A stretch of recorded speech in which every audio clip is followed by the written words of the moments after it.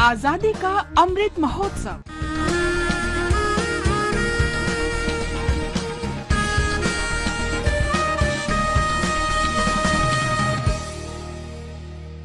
आजादी का सफर आकाशवाणी समाचार के साथ 31 मई 1921 को गांधीवादी राष्ट्रवादी पिंगली वेंकैया ने ऑल इंडिया कांग्रेस कमेटी के विजयवाड़ा अधिवेशन के दौरान महात्मा गांधी के समक्ष राष्ट्रीय ध्वज का आरंभिक डिजाइन प्रस्तुत किया था। मूल डिजाइन में 2 रंग थे, लाल और हरा। ध्वज को बीच से क्षैतिज रूप से विभाजित करने के लिए लाला हंसराज सोढ़ी ने पारंपरिक चरखे को शामिल करने का सुझाव दिया, जो स्थानीय धागों से स्वयं बनाए गए कपड़ों के माध्यम से भारतीयों को स्वावलंबी बनाने के लिए गांधी जी के अभियान से जुड़ा था।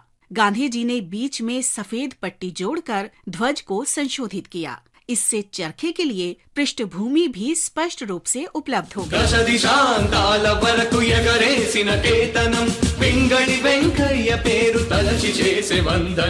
भारतीय पताका निरूपकल्पन जेसी भरतराल तरगनंत प्रतिभंतानंदिंची। ये ध्वज भारत के लिए राष्ट्रवाद से जुड़ गया और अगस्त 1931 में कांग्रेस पार्टी की वार्षिक बैठक में इसे आधिकारिक रूप से मान्यता दे दी गई। उसी समय पट्टियों की वर्तमान व्यवस्था और लाल के बजाय गहरे केसरिया रंग का उपयोग किया गया। दूसरे विश्व युद्ध के समय सुभाष चंद्र बोस उन क्षेत्रों में इस ध्वज का उपयोग किया करते थे जो आजाद हिंद फौज ने मुक्त करा लिए थे, लेकिन उस ध्वज पर चरखा नहीं था। स्वतंत्रता के उपरांत राष्ट्रपति राजेंद्र प्रसाद की अध्यक्षता में राष्ट्रीय ध्वज समिति ने चरखे के स्थान पर अशोक चक्र का उपयोग किया।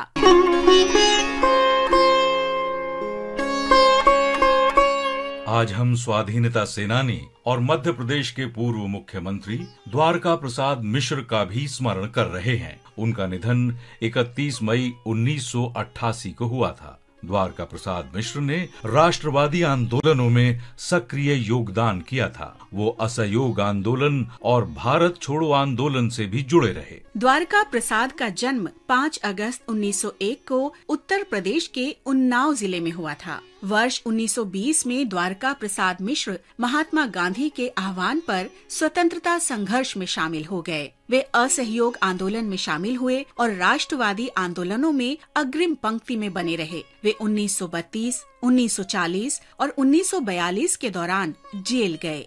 द्वारका प्रसाद 1937 और 1946 में मध्य प्रांत के मंत्री रहे।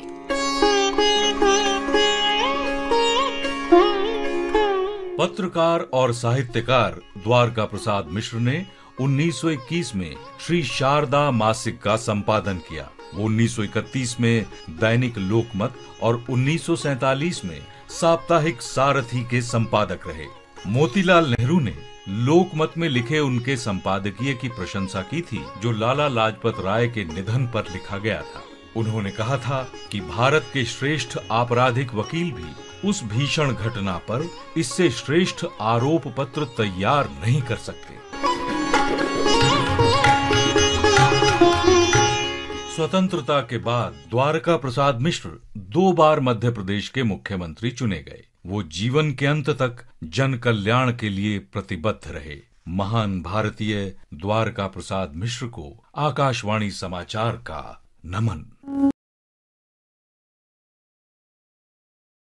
समाज सुधारक संत राम बीए को भी स्मरण कर रहे हैं। उनका निधन 31 मई 1988 को हुआ था। संत राम ने अपना जीवन जाति विहीन और वर्गहीन समाज के निर्माण के लिए समर्पित कर दिया था। वे चांद, सुधा, सरस्वती, क्रांति और भारतीय जैसी पत्रिकाओं में लेख के माध्यम से ये नेक कार्य करते रहे। वे राहुल संकृत्यायन के निकट मित्र थे।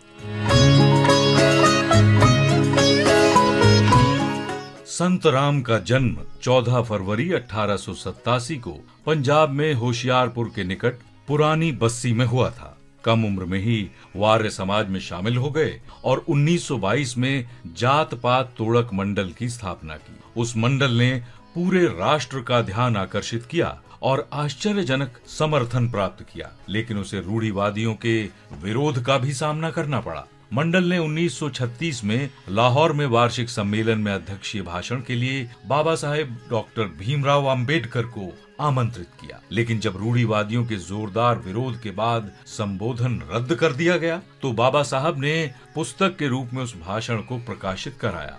इस तरह उनकी सर्वाधिक लोकप्रिय पुस्तकों में से एक एनाइलेशन ऑफ कास्ट सामने आई। संत राम ने 100 से अधिक छोटी छोटी पुस्तकें लिखी, जिनमें हिंदू मुस्लिम एकता को बढ़ावा देने और जातिगत भेदभाव समाप्त करने का समर्थन किया गया है। वे संपूर्ण जीवन वंचित वर्गों की मुक्ति के लिए कार्य करते रहे। इस महान भारतीय को हमारा नमन।